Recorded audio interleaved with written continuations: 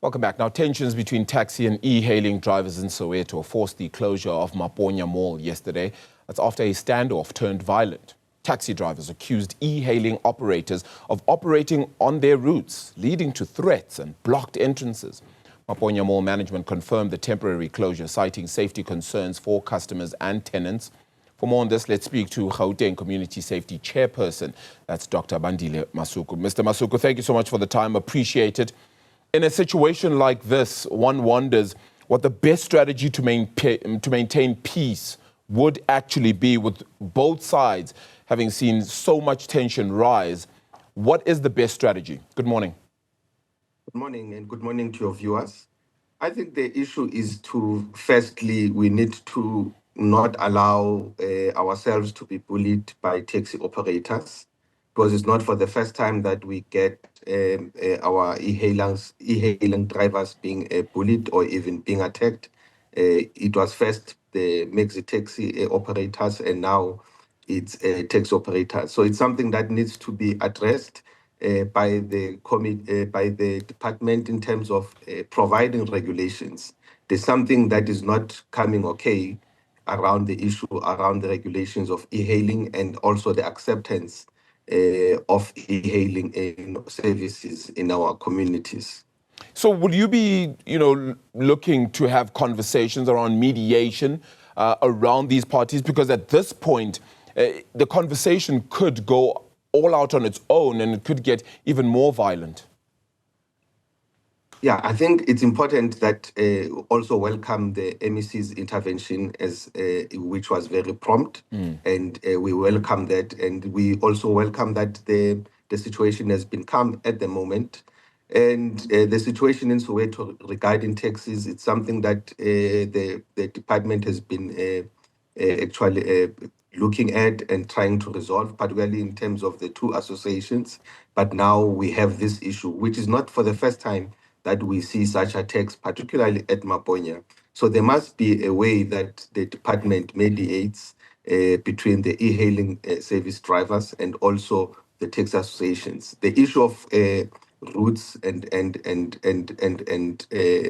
where the taxi operators have to operate, there should be coexistence and there should be mutuality. There shouldn't be really competition, because I think the public are the ones that will determine and have a freedom of choice of who they want to use as their service. But it's clear then that minibus taxis do not want that. So how do we calm the situation? How do we ensure that there is a coexistence? Is it going to have to be about specific taxi routes that are then carved out and drawn up by the transport department or anybody else involved? Unfortunately, the e-hailing service brings about a whole lot of freedom and choice, and also, the movement, because it doesn't stick to a particular route.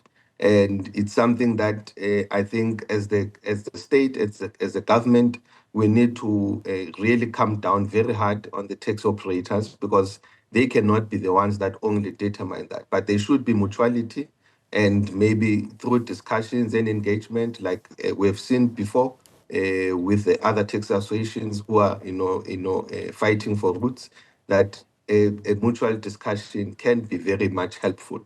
But if there must be enforcement, the department must take particularly a very proactive stance in making sure that all the parties are on the table, and we shouldn't allow that the parties, particularly the taxi operators, be the bullies in this situation. Yeah, and you say that with such pertinence. These are just live visuals that we're showing our audience as well of what the situation is like right now. It is completely calm. A whole host of law enforcement in and around Maponya Mall right now in Pimville, Soweto. But, I want to just give you an example of a situation. And it's, imagine just a passenger or somebody who is a commuter needing to then go to the mall, then goes there by Uber, but cannot get their Uber or their Bolt service or whatever their e-hailing services they're using from the mall again, because those taxi drivers would say ultimately you cannot get a taxi from here unless it is from the Soweto Taxi Services, etc.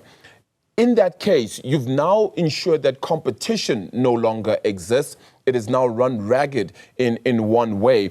Are we worried that this could be the kind of conversations that happen not just here in Maponya, but proliferate to other malls, other places where taxis operate? And I mean, we've seen it outside of train stations, for example, too. Yeah, I think it's the situation that we have seen in the at the airport, for an example, if you remember. Yeah. And there was an amicable situation, amicable solution that was developed with the Maxi taxis, and it's something that needs to happen in Maponya Mall. In other malls, in other parts of the province, we don't see this problem actually happening. So it's something that needs to be enforced. That the public must have a choice, and they shouldn't be bullied in using one particular actually service. That is also anti-competitive behavior. So what are we suggesting in the meantime? Is this just going to have to be a case of police presence everywhere? No, I think, I trust that the MEC will mediate a particular solution. She has done it before, and I think in this situation, as a committee, we'll also going to impress upon her and the police to make sure that by, in the next 3 or 4 days, this should be resolved, because it's something that can be resolved. It's something that should be actually resolved for the safety of our public and our community.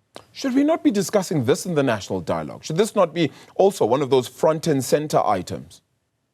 There are many issues that needs to be taken into the dialogue, particularly the issue of just using violence, to resolve issues. It's one particular aspect that the dialogue must engage in, and make sure that, we have a democratic state. We've got institutions like the legislatures and parliament, where these issues of the public and communities, even business people and tax operators, can be able to make contribution to them. So this is just one issue, that usage of violence and killing of individuals cannot be a solution to resolve issues in our country.